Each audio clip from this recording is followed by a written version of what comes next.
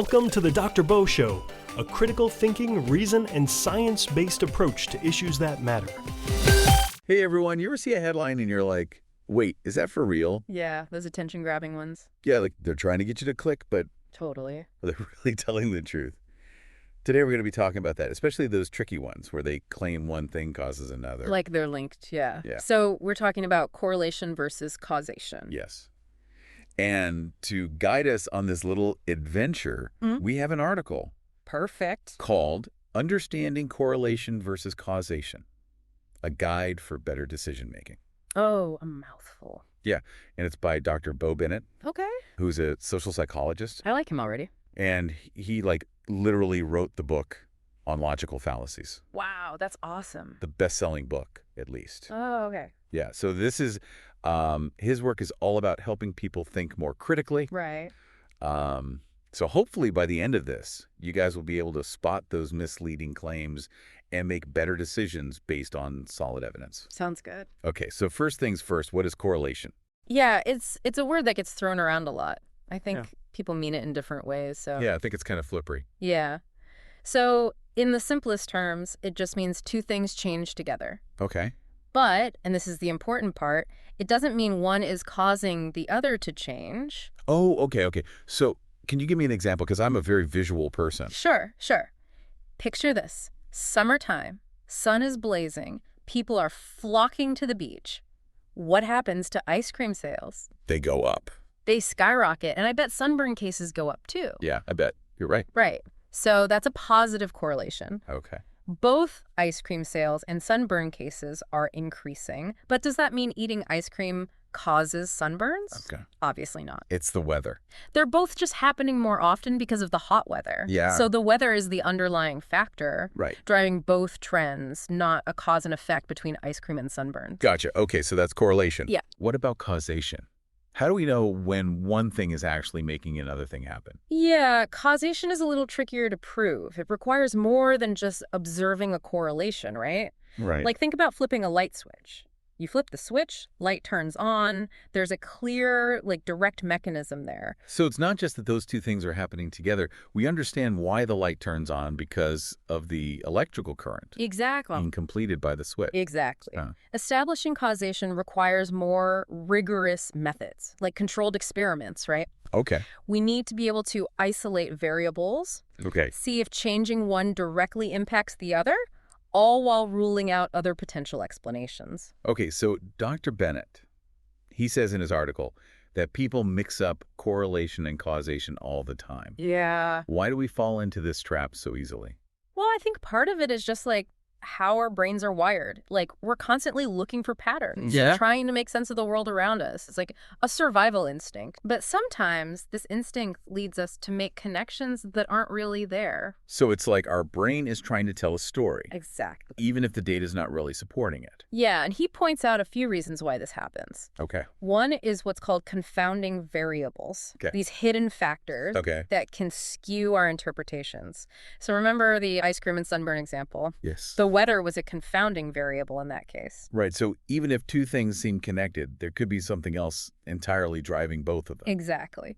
Another pitfall is reverse causation. Okay. We might assume A causes B, but what if it's actually B causing A? Oh, interesting. For example, studies show people who volunteer are often happier. Oh? But does volunteering make you happy? Or are happier people simply more likely to volunteer in the first place? That's a good one. Right. So we have to be careful about assuming the direction of the relationship. Exactly. And then, of course, there's always good old-fashioned coincidence. Oh, Sometimes things just happen to occur together randomly, and there's no real connection at all. right, like I spilled coffee this morning and missed the bus. Oh, no. Clearly, one caused the other. Maybe in your world.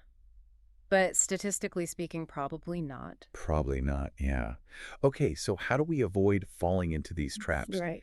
Dr. Bennett says it's all about sharpening our critical thinking skills. Yes. What are some practical ways we can do that?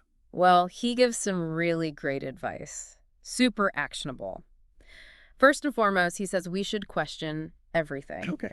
Especially those attention-grabbing headlines we see online. Oh, I am so guilty of that.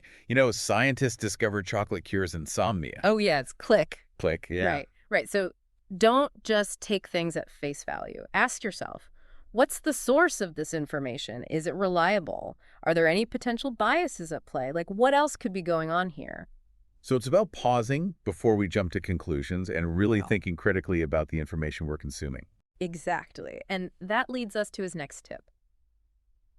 Think about other possible explanations, not just the first one that pops into your head. Okay. Right? Like, we tend to latch onto the simplest, most obvious explanation, but often there are other factors we haven't considered. So it's like brainstorm alternative theories. Exactly. Before we settle on one, Yeah. what else could be influencing this situation? What have we missed? Exactly. And this helps you avoid that tunnel vision Right. where you're only seeing one possible explanation. And finally, he emphasizes the importance of looking for real evidence, not just anecdotes or personal opinions. Right, because those can be very persuasive, Yeah. but they don't necessarily represent the bigger picture. One person's experience doesn't prove a universal truth. Exactly. Look for well-conducted studies with large sample sizes, control groups, that kind of thing. That's where you're going to find the most reliable evidence. This is all starting to make a lot of sense. Good. But I'm still curious about that chocolate and Nobel Prize connection. Oh, yeah. How could someone possibly link those two? Well, let's save that delicious dilemma for later. Okay. First, let's delve into the real-world consequences of confusing correlation with causation, because as you'll see, it can have a much bigger impact than just misinterpreting a funny headline. Okay, so we've said that mixing up correlation and causation can lead to some weird conclusions. But what about real-world stuff? How does it actually affect things? Yeah, that's where it gets interesting and maybe a little scary. Like, think about things like medicine or, public policy. Decisions made based on bad assumptions about causation could have huge impacts. Yeah, so can you give me an example, like a real-world scenario where this could go wrong? Sure. Let's say there's a study that finds that owning a pet is correlated with lower blood pressure. Okay. Headlines start screaming, "Pets are the key to a healthy heart." So everyone runs out to get a pet. Cat shelters are happy. Shelters are happy, but what if it's not actually true? Right. Like, what if pet owners also tend to be more active, or have less stressful jobs, Okay, yeah. or have stronger social support networks? Oh, yeah, that makes sense. Those factors could be the real reasons their blood pressure is lower, not the pet itself. So the correlation exists, but the idea that pets are directly causing the lower blood pressure is wrong. Exactly. And if doctors started prescribing pets as, like, the main treatment for high blood pressure based on that correlation, Yeah. we might miss addressing the actual root causes of a patient's condition. That's a scary thought. Yeah. So it seems like this trap could be really dangerous, especially in areas where things are really complex, like with the human body or the economy. Absolutely. Like, imagine a company sees a correlation between their employees using a specific software and higher productivity. Okay. So they make everyone use it, they invest a ton of money into it. Make everyone super productive. Yeah, but what if it's a red herring? Right. What if the people already using the software were just, like, the most tech savvy or the most motivated? Oh, yeah. The software might be helpful, but it's not the magic bullet. They might be better off figuring out what those high-performing employees are doing differently and trying to, spread those habits throughout the company. So it's not just about seeing the correlation, but about digging deeper to understand what's going on behind the scenes. Exactly. And that brings us back to what Dr. Bennett was saying about critical thinking. Yeah. Remember all those practical tips? Yeah, questioning everything, exploring alternative explanations, looking for real evidence. But how do we actually use those tips in everyday life? Like, they sound great, but how do we make them practical? Well, let's say you see a headline that says, "Study shows people who drink green smoothies daily are less likely to get sick." Okay. How would you approach that with your critical thinking hat on? Okay, so first I would think about where that information is coming from. Like, is it a real news source or just some random website trying to sell me something? Excellent.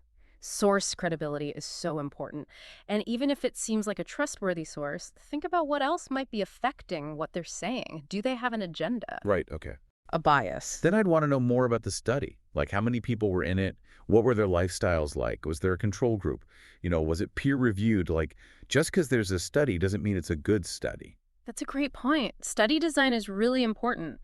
Even with research that seems legit, there can be problems with the methods that mess up the results. And then, even if the study seems good, I would think about other possible explanations for that correlation.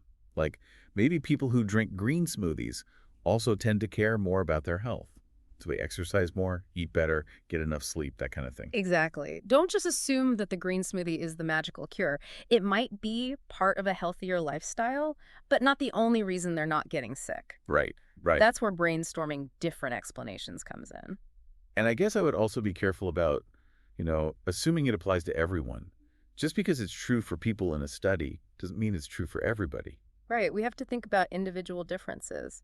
What works for one person might not work for another. So instead of just believing the headline, you've used your critical thinking skills to really unpack it. Yeah, And you've probably saved yourself from buying a ton of expensive smoothies. that's a good point. Yeah. And that's really the power of understanding correlation versus causation. Yeah. It lets us be smarter about the information we consume and make better choices. Okay, so are you ready to tackle that chocolate Nobel Prize thing now? Yeah. I really want to know how they could possibly be connected. Let's do it.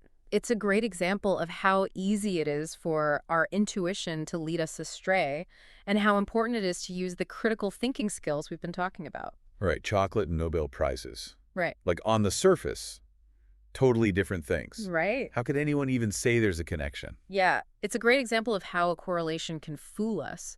So a few years ago, a study found a link between how much chocolate a country eats per person Yeah. and how many Nobel Prize winners they have. So more chocolate equals smarter scientists. Well, the headline said that, yeah. But correlation doesn't equal causation, right? Just because those two things happen together doesn't mean one causes the other. Okay, so let's think critically here. What are some other reasons these two things might be linked? Well, maybe both chocolate consumption and Nobel Prizes are related to how wealthy a country is. Oh. Like wealthier countries have more money for things like education and research. Right, makes sense. And that could lead to more Nobel Prizes. Yeah. And those same countries, people can probably afford more chocolate too. Right, it's a luxury. Exactly. So it's not that chocolate makes people geniuses. Okay. It's more likely that both chocolate and Nobel Prizes are signs of a country that's doing well overall. So, like, a whole bunch of things are connected, and we can't just point to one thing as the cause. Exactly. And that's where critical thinking is so important. If we just believe the headline, we miss the bigger picture. I'm seeing how this applies to, like, everything. It does. It's easy to go for the simple answer, but it's usually more complicated than that. Yeah, it's so important to be aware of these like mental shortcuts our brains take and to really work on those critical thinking skills. So as we wrap up here, what's the one thing you really want people to remember from all this? If you remember nothing else, remember this. When you see a claim that one thing causes another, especially if it sounds a little too good to be true, stop for a second. Ask yourself, is this really causation or just correlation? And then use those critical thinking skills we talked about. Question the source, think about other explanations, and look for good evidence. Exactly. Don't let those correlations fool you. A little bit of skepticism and critical thinking can help you make better decisions. This has been so helpful. It's been my pleasure. Thanks for breaking all this down for us. Of course. And to everyone listening, keep thinking critically.